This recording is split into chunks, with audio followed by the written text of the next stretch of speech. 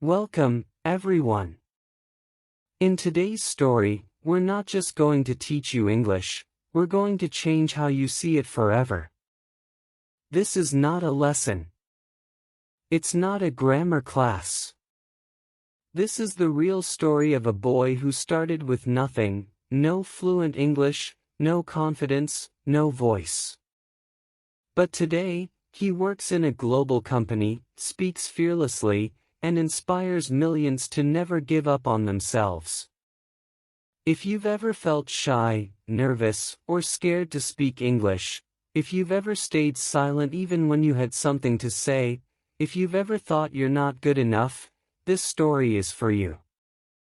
And I promise it will change something inside you. So stay with us till the end, because as you listen, you won't just learn how Liam mastered English, you'll learn how you can do it, too. And if you're serious about your journey, subscribe to our channel right now, because every video we make is not just about English, it's about your future. Now, let's begin with the story of a boy named Liam. My name is Liam. And for a long time, I was silent. Not because I had nothing to say, but because I didn't believe I had the right to say it in English. I grew up in a small town where nobody spoke English. We had one internet cafe, no English classes, and people laughed at you if you tried to speak like someone from outside. My father worked in a small garage. My mother sold bread from home. They worked harder than anyone I know, but they never had the chance to dream big. But I did. I had a dream. I wanted to become a designer, a real one. Someone who could work with international companies, show ideas to the world, and present confidently in English. But every time I tried to speak, my throat closed. My heart raced. My mind said, "You're not ready. You're not enough. Stay quiet." This is the story of how I broke that silence. This is the story of how I trained my mouth, changed my mind, and rebuilt my voice, word by word, day by day. Not perfectly, but powerfully. If you've ever been afraid to speak in English, I know your pain. But I also know your power. So, let me take you back to the beginning. Part 1, I stayed silent because I was scared. It started in school. I was 15. One day, the English teacher pointed at me and asked me to read a sentence from the book. I knew the words. I could read them in my head. But my mouth refused to open. I looked at the page, then at her, then at the class, and then I said nothing. People laughed. Someone said, "He doesn't know English." But the truth is, I did. I just didn't know how to speak it out loud. That day, I made a decision, not on purpose, but deep inside. I decided it's safer to be silent. From that moment, every English class felt like torture. I avoided eye contact. I prayed the teacher wouldn't ask me. And when someone asked me a question in English, I just nodded or smiled. But the silence didn't end at school. It followed me everywhere. In shops, I avoided speaking to tourists. Online, I never joined English chats. At home, I stayed quiet, even though my dreams were screaming inside me. One night, I watched a YouTube video of a guy presenting a design to a client. He spoke fluent English. He explained everything with confidence. He smiled. He belonged. I paused the video and just sat there, because I knew I could make designs like that, but I couldn't speak like that. And that broke me. At 17, I applied for a remote internship. They liked my design portfolio. They invited me to a Zoom interview in English. I said yes, but inside, I was shaking. When the call began, the interviewer said, "Hi, Liam. How are you today?" Simple line, but I froze. I tried to speak, but the words didn't come. I smiled awkwardly, then said in broken English, I fine. Thank you. My voice cracked. My chest was tight. He was kind. He continued the interview. But I already knew, the job was gone. Not because I wasn't talented, but because my silence spoke louder than I did. People think not speaking English means you're not smart. But that's not true. I had ideas. I had dreams. I just didn't have a voice. And it wasn't because I didn't learn, it was because I didn't practice speaking. I had studied vocabulary. I had watched videos. But I never trained my mouth. I never practiced out loud. I never felt safe to speak. So, I stayed silent, not because I wanted to, but because fear had become my language. After that Zoom interview, I didn't leave my room for hours. I turned off my phone. I closed my laptop. I didn't even cry. I just stared at the wall, empty. I kept hearing that moment over and over in my head. Hi, Liam. How are you today? And then, the silence. That one question destroyed months of work, hours of effort, and all the hope I had. And the worst part? I understood everything he said. I understood every sentence, every word. But I still couldn't reply. I had the English inside me, but I had locked it away, deep inside. And I didn't know how to open that lock. The lock wasn't language. It was fear. People say, learn vocabulary. People say, watch English movies. People say, use this app, that website, this course. I did all of that. I had lists of vocabulary. I watched hours of videos. I followed Instagram pages. I knew the words, I just couldn't use them when it mattered. Why? Because I never trained my mouth. Because I never trained my courage. I was the guy who got the answers right on paper, but failed in conversation. I could write an email, but I couldn't say hello without sweating. I could understand a podcast, but I couldn't speak even one clear sentence out loud. I had built an English brain, but I had never built an English mouth. And so, I kept locking it all away. Every time I wanted to speak, I stopped myself. I'd say, not now. I'd say, tomorrow. I'd say, I'll practice later. But later never came. Because fear grows in silence. And every time I stayed silent, the lock became stronger. What if I make a mistake? What if they laugh? What if I sound stupid? What if I forget the word? What if I freeze again? I said, what if, so many times that I forgot to say anything real.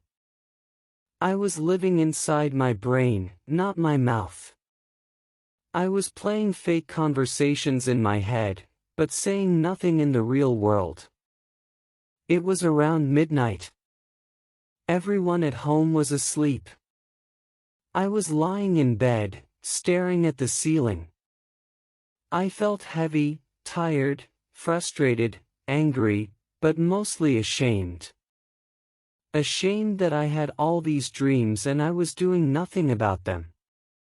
Ashamed that I was letting fear decide my life. And then something happened. I got up slowly. I walked to the mirror in the hallway. It was dark, but I could see my reflection. I looked at myself, really looked. My eyes were tired. My shoulders were down. I looked like someone who had given up. And then, without planning, I said one sentence out loud: I want to speak English. That was it. No fancy words. No long lines. Just that one sentence. And when I heard my own voice, I felt something break, something shift. Because for the first time, I had spoken not to impress someone, not to answer a question, not to pass a test. I had spoken for me. I know it doesn't sound dramatic. I didn't give a speech. I didn't sing a song. I just said one sentence in the mirror. But that sentence was a key. It didn't open the door fully, but it made me believe, maybe the lock isn't as strong as I thought. I used to think fear meant I wasn't ready. But now I know, fear is just a sign that something matters. And English mattered to me. Not for grades. Not for likes. But for freedom. So, I made a promise that night: every night I will say at least one sentence in English. Even if I whisper. Even if I stutter. Even if I forget the words. One sentence. One voice. One chance to get stronger. No one saw me. No one clapped. No one congratulated me. But I knew something had begun. The silence was still there. But now, so was the sound of my voice. Part 2, the sentence that set me free. After I said that first sentence in the mirror, I want to speak English, I didn't sleep much that night. Not because I was scared, but because for the first time in years, I felt a spark. It was small, quiet, but it was there, hope. And I kept hearing my own voice in my head. It wasn't perfect. It wasn't fluent. But it was mine. The next morning, I woke up earlier than usual. The house was still quiet. And instead of grabbing my phone, I walked back to the mirror. I looked at myself. Same face, same eyes. But something felt different. I stood there. And this time, I didn't wait for motivation. I just opened my mouth and said, "My name is Liam. I am learning English. One day, I will speak fluently." 3 sentences. Simple. Short. But they shook something inside me. From that day, I started speaking one new sentence every morning. Not for YouTube. Not for school. Not for a test. But for me. I didn't care if the grammar was perfect. I didn't care if the pronunciation was correct. I just wanted my voice to stop being afraid. Here's what my first week looked like. Day 1, I want to speak English. Day 2, I believe in myself. Day 3, my English is getting better. Day 4, I'm not afraid to try. Day 5, I can talk about my day. Day 6, it's okay to make mistakes. Day 7, I will not stay silent anymore. That last one made me cry, because I knew this wasn't about English anymore. This was about me choosing to exist, choosing to be heard.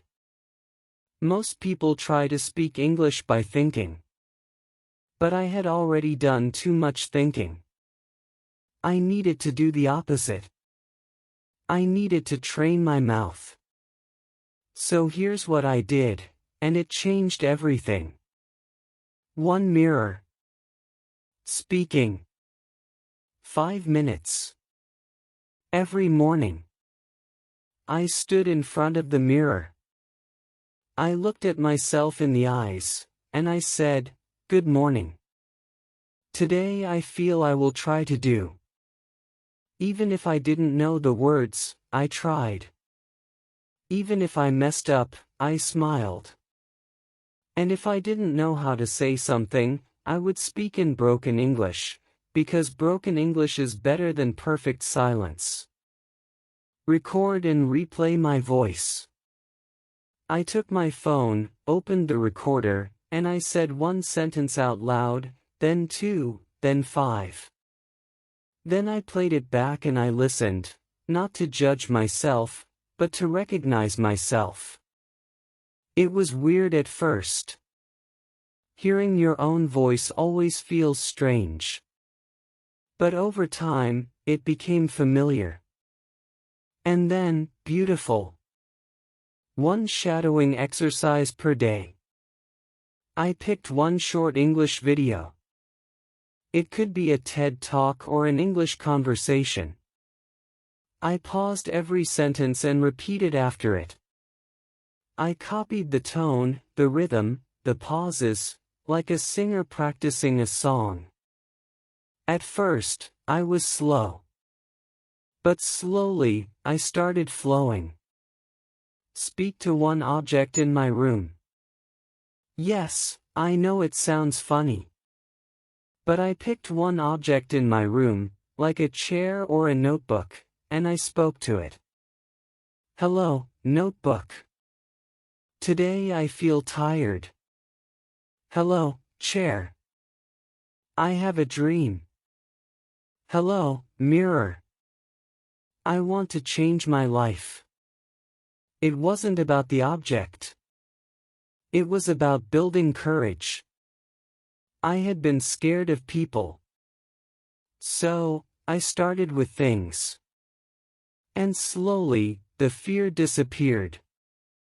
One day, I was in the kitchen. My younger brother was playing a YouTube video. It was in English. Usually, I would ignore it. But this time, I stopped and listened. And without even thinking, I repeated the line out loud. Then another one. And another one.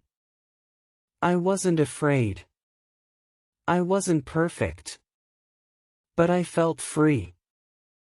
That's when I knew something inside me had changed. Speaking English has nothing to do with being smart. It has nothing to do with your grammar test. It has everything to do with courage. And courage is a muscle. The more you use it, the stronger it gets. And every small sentence I spoke was like lifting a small weight. Over time, I became strong. I still hadn't spoken in front of people. I still hadn't given a full answer in a real conversation. I still hadn't shown the world who I was. But now, I had a voice. And I wasn't afraid of it anymore. The sentence didn't make me fluent. It didn't make me perfect. But it made me believe. And that belief set me free. Part 3. I trained my mouth, not my grammar. After 2 weeks of whispering sentences in the mirror, something strange happened. I started missing my practice. It wasn't a task anymore. It wasn't homework. It became a part of me. Every morning, my feet walked to the mirror before my mind even woke up. It became a habit, a small daily conversation with myself in English. I still wasn't fluent. I still made mistakes. I still stuttered sometimes. But I could feel something changing. Not outside, but inside. The shift. Most of my life, I studied English like a subject. I memorized words. I circled correct answers. I passed tests.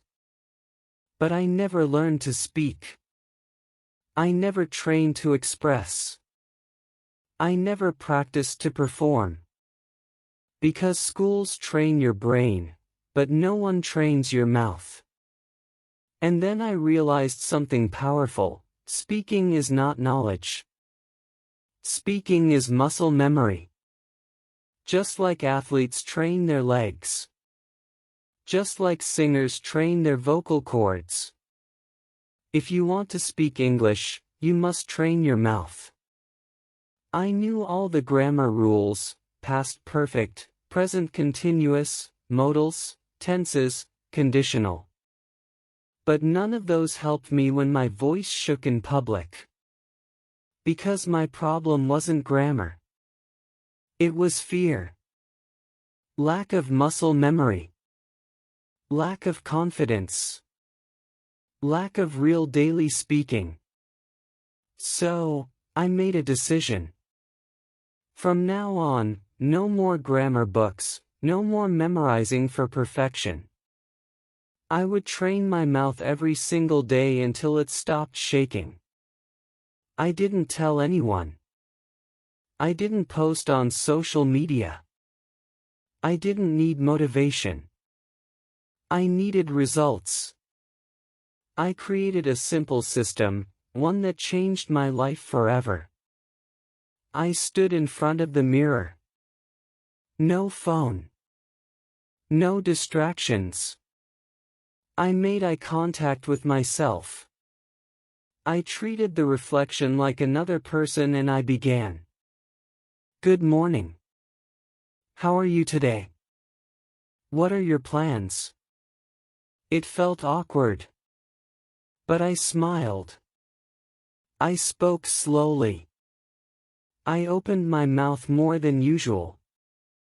I focused on movement, because speaking is physical. And I needed to teach my mouth how to move again. Next, I picked one English sentence from a movie, podcast, or TED Talk. Example: success doesn't come from what you do occasionally. It comes from what you do consistently. I listened. I wrote it down. Then, I recorded myself saying it out loud 5 times in a row. Play. Pause. Repeat. Listen to my own voice. Fix the flow. Train the rhythm. No one else needed to hear me. I was building muscle. Building confidence. Building rhythm. Every day, I chose one simple topic. What did I do yesterday? My favorite food. A memory from school. My future dreams. Then I spoke about it in English for 2 minutes minimum. Even if I stuttered. Even if I paused. Even if I forgot words. If I didn't know the word for something, I explained it in another way. This taught me how to survive in conversation, not just memorize lines. Before sleeping, I did a final whisper practice. No energy. No pressure. Just me and my thoughts in English. Even if I was tired, I would say 1 or 2 simple sentences, like, "Today I practiced well. I'm getting better slowly. Tomorrow I will try again." That bedtime voice became my daily goodbye to fear.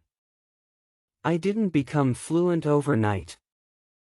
But after 30 days, I could speak without panic. I could speak without whispering. I could speak without feeling like a fraud. Then one day, something unexpected happened. My cousin came to visit. We were sitting in the living room. He asked me, "Have you watched this new English movie?" I nodded. Then, without thinking, I started talking about the story in English. Not perfectly, but naturally. He looked at me surprised. He said, "When did you start speaking like this?" And I smiled, because I knew, it wasn't magic. It wasn't a course. It wasn't a miracle. It was mouth training. Daily. Honest. Alone in silence. And now, I was speaking. Not for them. For me. If you're watching this video right now, let me tell you the truth, you do not need better grammar. You need mouth training. You need real sentences, real practice, real repetition. Your brain already knows English, but your mouth doesn't trust you yet. So teach it. Train it. Talk. Whisper. Stumble. Pause. But do it every single day. And I promise you, your voice will return. I had spoken in front of the mirror. I had spoken to myself. I had spoken to my phone. But I had never spoken in front of a group. I had never stood up in public and said something in English with eyes watching me. And deep inside, that fear was still there, waiting, whispering, "What if you freeze again? What if they laugh? What if you fail again?" And then one day, the opportunity came. It was a simple presentation in class. Just 60 seconds. Just one topic. But it was enough to shake my hands.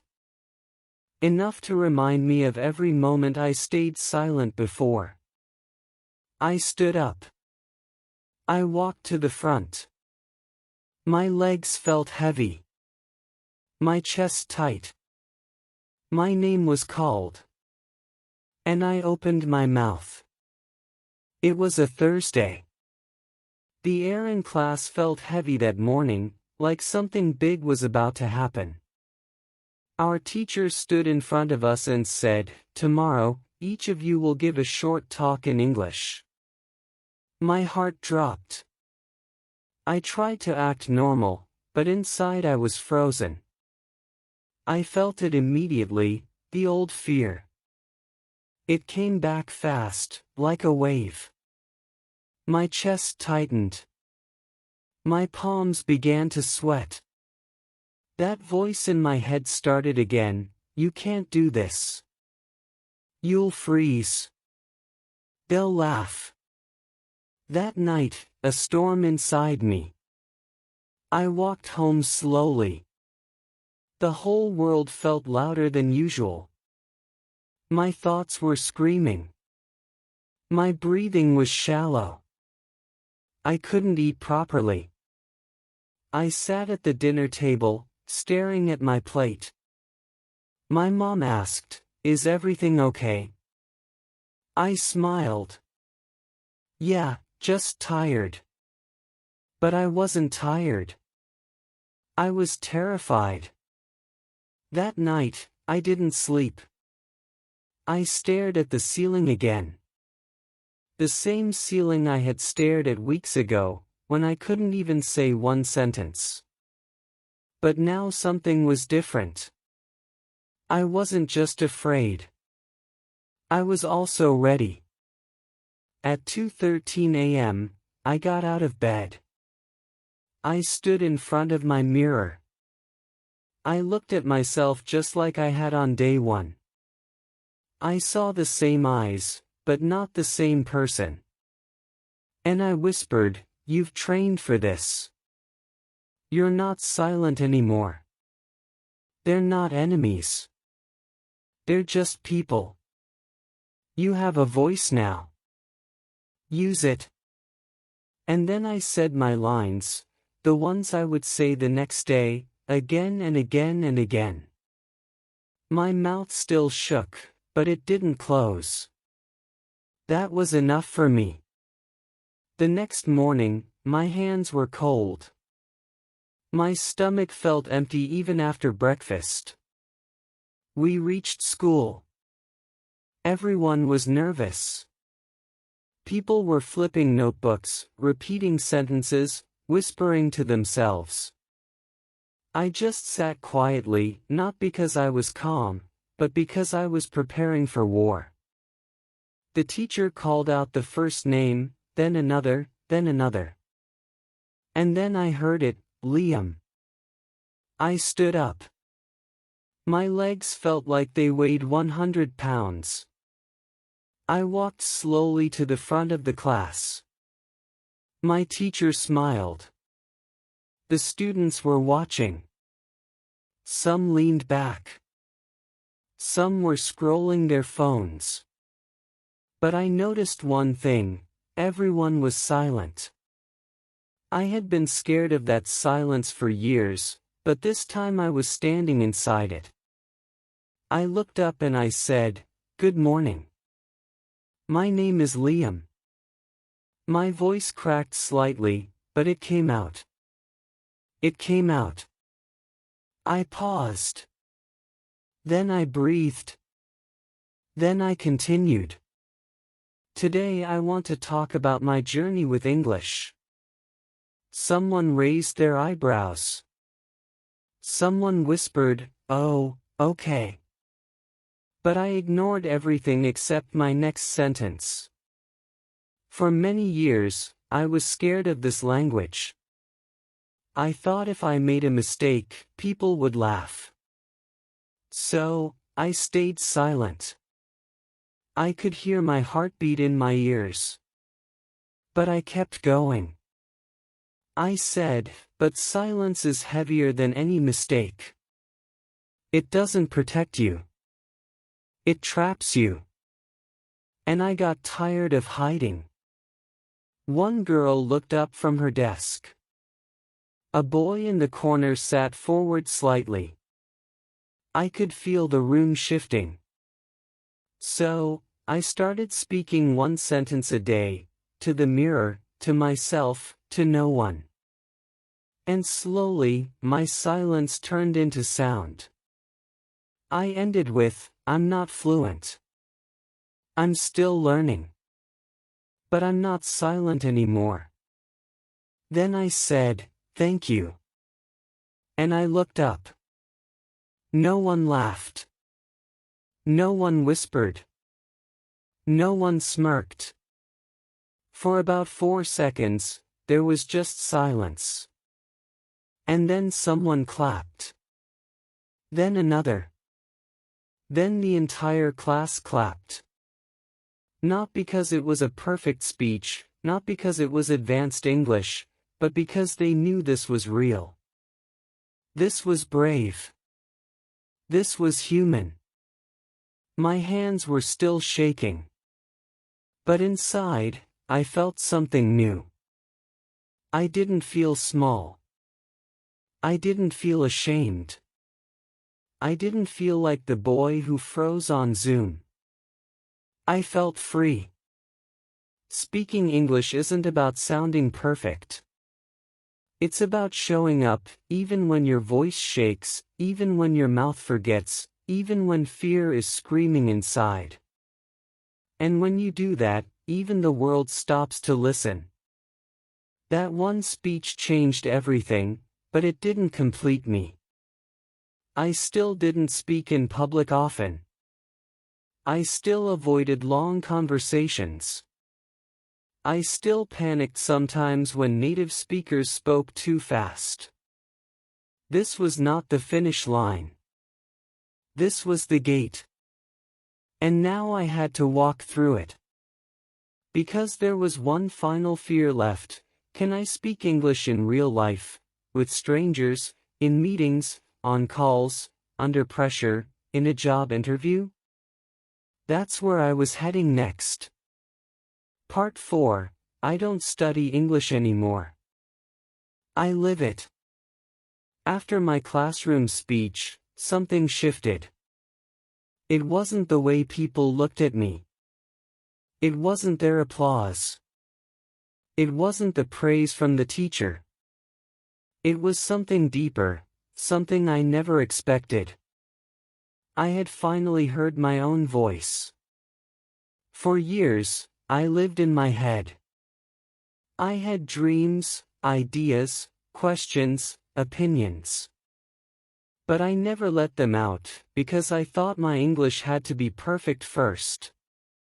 But that speech taught me something powerful: you don't need perfect English to be heard. You need real courage to be real. But after that day, I faced a new challenge, a bigger one. Could I speak outside the classroom? Could I speak when no one was guiding me? No one was expecting a presentation. No one was waiting for a speech. Could I speak in life? This question haunted me, because school was safe. School had structure. School had silence and rules. But life was chaos, fast, unpredictable, real. And real is where English learners break. I didn't want to break. I wanted to grow. So, I made a new promise to myself: from now on, I will not study English. I will live it. It happened when I was walking alone near the bus station. A tourist, probably from the UK, looked lost. He was holding his phone, scanning the street. He looked around and asked in English, "Hey, do you know where the Central Market is?" I froze. Not because I didn't understand, I understood every word. But my brain hesitated. This was not a school question. This was not a safe mirror exercise. This was real life. And real life doesn't give you time to think twice. He repeated, "The market." And in that moment, for the first time, I decided to act, not overthink. I said, "Yes." Just go straight, then second left. My words were slow, broken, simple, but they came out. He smiled. "Perfect. Thanks a lot, man." And he walked away. He didn't correct my grammar. He didn't laugh. He didn't wait for me to sound like a native speaker. He just listened, responded, moved on. I stood there frozen. But this time, not from fear, from pride. I had just spoken English in real life, to a stranger. And the world didn't explode. I didn't die. Nothing bad happened. In fact, something good happened. For the first time ever, I felt useful in English. That was the beginning of everything. After that, I didn't stop. I wanted more of these moments, more of these small, real-world victories. So, I created something called the Real English Challenge. I told myself, every day I will find one real-world moment to use English, no matter how small. Not with friends, not with classmates, but with real people. At first, it was terrifying, but I knew if I didn't use it, I would lose it. So, I started small. Day 1, coffee shop. I went to a small cafe in the city where staff spoke a little English. I waited in line. My heart was beating. When my turn came, I looked the barista in the eye and said, "Can I get one cold coffee and one sandwich, please?" It wasn't fancy. It wasn't fast. But I said it. He replied, "Sure. Anything else?" I shook my head, smiled, and said, "No, that's all." It was done. I took my food, sat down, and looked at the receipt, not because I wanted to check the price, but because I wanted to remember this moment. I had just made my first order in English all by myself. Day 2, voice note to a friend. I had a friend online from Spain. We both were learning English. Usually, we texted, but I challenged myself, today, I will send a voice note in English. It took me 5 tries to record one sentence. My hand was shaking when I pressed send, but I did it. She replied with a voice note too. And that was the beginning of our real English conversations. Not fake ones. Not textbook ones. Real friendship. Real mistakes. Real growth. Day 5, talking to myself in public. Yes, it sounds weird, but I started walking in the street and pretending I was on a phone call in English. I'd say things like, "Yeah, I'll be there in 20 minutes. I just had a coffee. Weather is nice today. Oh, really? That's great. Tell me more." No one paid attention, but I knew what I was doing. I was breaking the fear of speaking in public. And slowly, my voice became natural, comfortable, normal. Day 12, tourist translation. A group of travelers were struggling to understand the bus schedule. I saw them asking someone, but no one helped. I walked up and I said, "Do you need help?" One of them said, "Yes, we're trying to get to the museum." I explained the bus number, the stop, and how long it would take. They smiled, thanked me, and said, "Your English is really good." I almost cried because no one had ever said that to me before. But more than that, I didn't care if it was good. It worked. It connected. It helped. And that's what I really wanted. I was no longer studying English like a subject.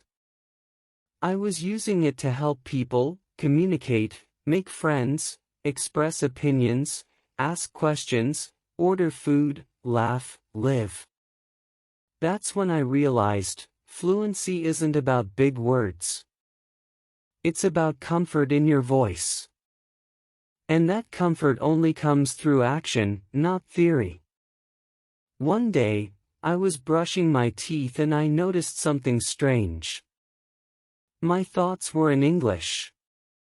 Simple ones like, "I should buy toothpaste.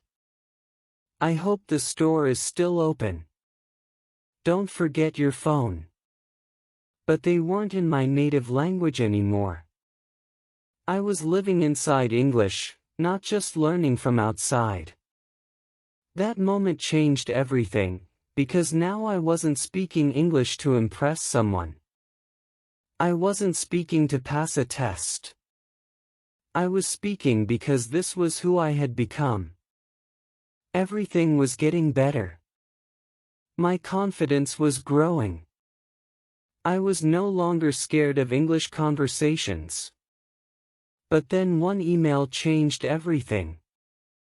It was an opportunity to apply for a remote internship with a global design company. They needed someone who could present designs, work with an international team, and communicate in English daily. I had the skills, but the interview, it was going to be on video, in English. And suddenly, the fear returned. But I wasn't that boy anymore. The one who froze. The one who ran. The one who hid. Now I had a voice, and it was time to use it for something that could change my life. The job interview was just days away, and I was about to face my biggest test yet. Not a grammar test. Not a pronunciation challenge. But a test of everything I had built, from silence, from fear, from effort, from belief. When I got that email, I didn't smile. I didn't jump. I didn't scream or celebrate. I just stared at the screen, because I knew what this meant. It meant my time had come. No more mirror practice. No more pretending I was ready. No more small conversations. This was real. This was big. This was everything I had dreamed of, a real interview in English for a remote internship at a global design company. And the video call was scheduled for Friday. I had 4 days, just 4 days, to prepare for something that might change my entire life. And yes, I was scared. But I wasn't the same Liam I used to be. I was scared, but ready. Day 1, strategy begins. That night, I sat with a notebook and wrote a single sentence at the top of the page. What will they ask me, and how will I answer? Then I imagined every possible question they could ask in the interview. I didn't Google a list. I didn't copy answers from the internet. I used my own mind, my own understanding. Here's what I came up with. Tell us about yourself. Why did you apply for this internship? What kind of design work do you enjoy? Have you ever worked in a team before? What are your strengths? What are your weaknesses? Where do you see yourself in 5 years? Are you comfortable working in English? I wrote each one down on a separate page. Then I wrote my answers slowly, in simple English. No fancy words. No overthinking. Just honesty. But writing wasn't enough, I had to speak.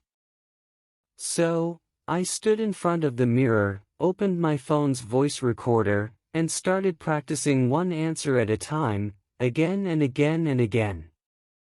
After each recording, I listened. I didn't hate my voice anymore. I just observed it. I fixed my speed. I repeated words I didn't pronounce well. And every time I made a mistake, I just started again. This time I was not practicing to impress. I was practicing to stay calm, focused, and honest under pressure. Day 2, building fluency under pressure. I knew the biggest challenge wasn't the words, it was the pressure. The moment when fear grabs your throat and even the words you know disappear. So I created a new practice technique, answer under countdown. I set a 5-second timer. I looked at a question, and when the timer ended, I had to start answering. No time to think. No time to prepare. Just speak, whatever comes out. It was difficult. At first, I paused too much. I said, too many times. I forgot what I was saying mid-sentence. But I kept going, because this was the reality of interviews. They don't wait. They don't slow down for you. You have to show up with your truth, even if it's not perfect. Day 3, Real Practice with a Stranger. On day 3, I did something I had never done before. I booked a free mock interview with a trainer online. It was a 20-minute Zoom session where they pretend to be an interviewer and ask you real questions in English. It cost nothing, but it would cost me everything emotionally, because I knew this would be raw. This would be real. This would be uncomfortable. And it was. The woman on the screen smiled and said, "Hello, Liam. We'll begin now." My voice shook. She asked, "Tell me about yourself." And suddenly my mind went blank. I had practiced this question 100 times. But still, I froze. I took a breath and said, "My name is Liam. I am a designer. Learning English, and I want to grow. I work hard. I messed up grammar. My words were slow. My confidence dropped. But she didn't stop me. She said, "Great, keep going." And I did. By the end of the mock interview, I had answered all questions. Not perfectly, but I had finished. And the trainer smiled again and said, "You have potential, Liam. You're honest. That matters more than big words." I closed the laptop and exhaled. I had failed the fake interview, but I had passed something more important, the fear of trying. Day 4, Silence before the storm. The night before the interview, I didn't touch my phone. I didn't open Instagram. I didn't watch any videos. I just sat alone and reflected. I reminded myself why I started, where I came from, what I had overcome, and who I had become. I wasn't that boy who stayed silent anymore. I was a speaker, a dreamer, a doer. And tomorrow, I would show that, even if I failed. Because failure in English doesn't hurt like silence. Silence kills your dreams slowly. Mistakes, they make you stronger. So, I slept early. No fear. No panic. Just purpose. The interview day. Friday morning. 9:47 a.m. The interview was at 10 a.m. I had shaved, combed my hair, set up my laptop, cleaned my background, and worn a simple blue shirt. My heart was calm, but fast. I checked everything twice: camera, microphone, internet. 9:59 a.m., I sat in front of the screen, staring at the Zoom link. 10 o'clock, I clicked Join Meeting. The screen blinked, and suddenly there they were, 2 people, 1 woman, 1 man, both smiling. The woman spoke first. "Hi Liam, thank you for joining. Can you hear us okay?"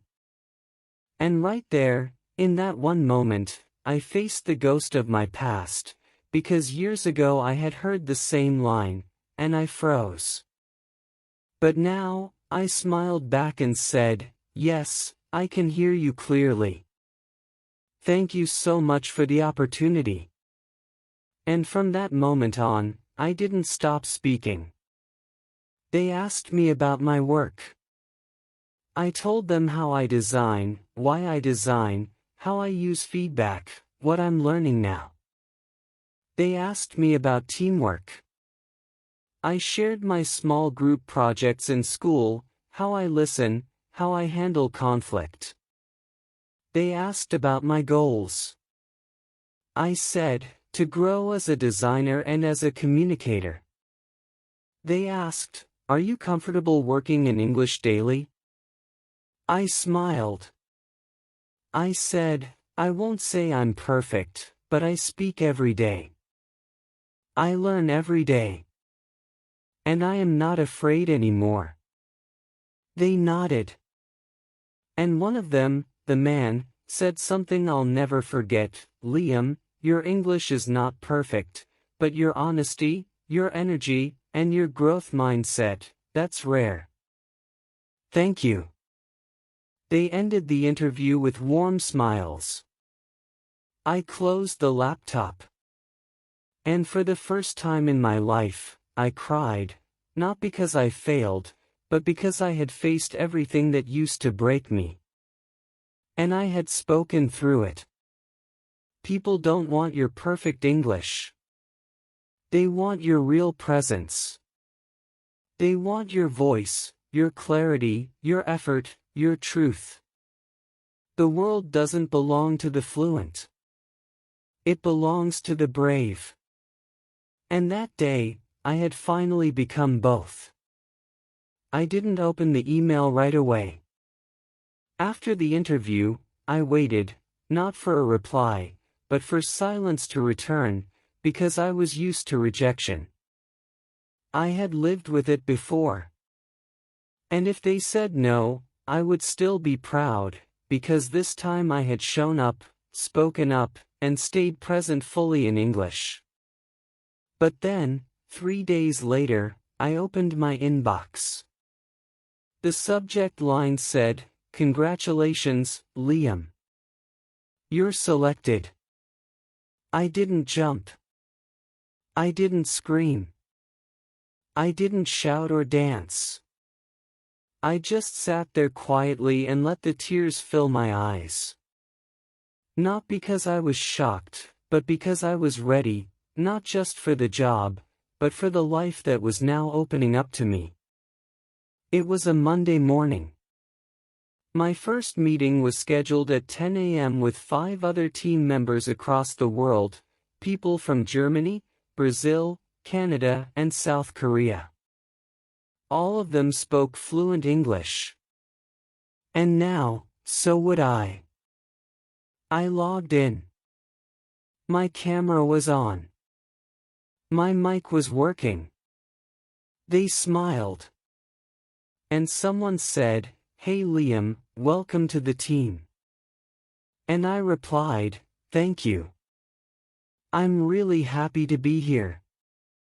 That sentence, it was short, but for me it was louder than a speech, because I wasn't speaking English to learn. I was speaking English to live. In the next few weeks, I learned something powerful. English was no longer a task. It had become my tool. Not something I studied, something I used every single day. I was speaking in team meetings, daily emails, feedback calls, brainstorming sessions, design presentations, chat groups. And the most beautiful part, I was not perfect, and no one expected me to be. In fact, my boss once told me, "Liam, your English is clear and human. That's more important than being advanced." And that sentence gave me more strength than any textbook ever could. There were moments, little ones, that told me I had finally crossed over. Like when I was leading a project presentation and someone interrupted me to ask a question. In the past, that would have scared me. But now, I smiled, nodded, and said, "Sure, let me explain that part again." I didn't panic. I didn't freeze. I just spoke. There was another moment. One of my teammates messaged me privately and said, "Your feedback in the meeting really helped. You explained it very clearly." I reread that message 3 times, because I remembered a time when I couldn't even say, "I need help." Now I was helping others in English.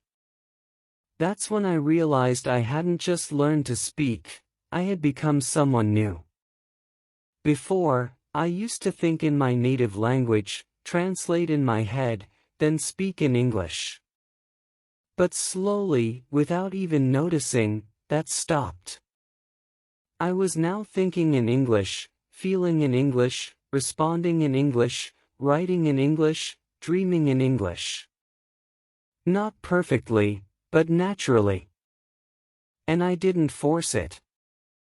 I just lived it. Because when you use a language daily, not for school, but for life, your brain adapts. It starts to feel like home. And for the first time, English felt like home. I wasn't learning anymore. I was living. I started watching documentaries in English, not for practice, but for joy. I read blog posts and books without checking the dictionary every second.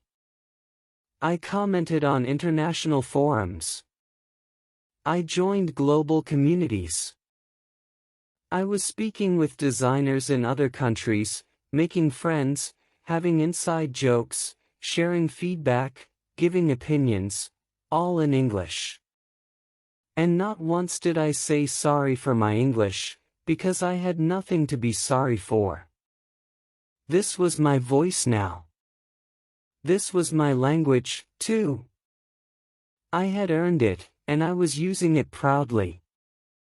Something deeper, something more powerful than fluency, a sense of identity. I was no longer the boy who stayed quiet in class, or the one who avoided eye contact in English shops, or the one who smiled and nodded without saying a word. Now I was confident. I was trusted. I was respected, because of my voice, because of my journey, because of my story. And even though I still made mistakes, they didn't define me. My courage did. If you're watching this video and you feel scared to speak, if you've been stuck in silence for months, even years, if you think you'll never become fluent, I want to tell you the truth: you don't need magic. You don't need perfection.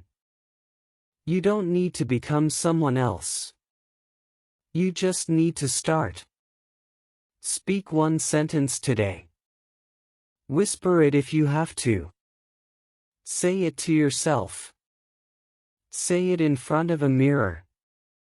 Record it. Repeat it. But say it. Because every time you speak, you are telling the world, I am not invisible. I have a voice. I am becoming. I had come a long way, from a small town with no English teachers, no role models, no one to correct me, to a global design internship, meetings, projects, recognition. And for the first time in my life, I was not just speaking English. I was living in it. But one part of my journey was still unfinished. Something that had been with me since the very beginning, my father. The man who once said to me, people like us don't need English. The man who believed that broken English meant broken pride. The man who watched me fail, fall, and disappear into my room every time I couldn't say a sentence. He didn't stop me, but he never encouraged me either. I hadn't been home for almost a year. I had been working remotely, earning in dollars, speaking daily with global teams. And now, finally, I returned. Same village, same streets, same house. But I was different. I wasn't nervous about the language anymore. But I was nervous about one thing: would my father be proud of the person I became? Would he understand what I had fought for? Or would he still think, he just learned a language? What's the big deal? He was sitting outside on the old wooden bench, same place he always sat. I walked up to him. He looked at me. You look different. I smiled. I feel different, Dad. There was silence. Not uncomfortable, just unfamiliar. He looked away.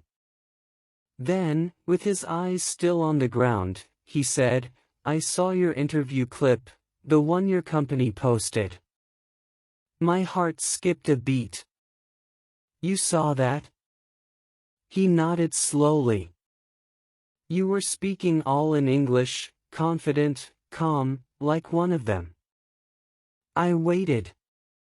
I didn't know what would come next. And then he said, I was wrong. I looked at him, not sure what he meant. I thought English was just a foreign language, a show-off skill, a waste of time. He paused.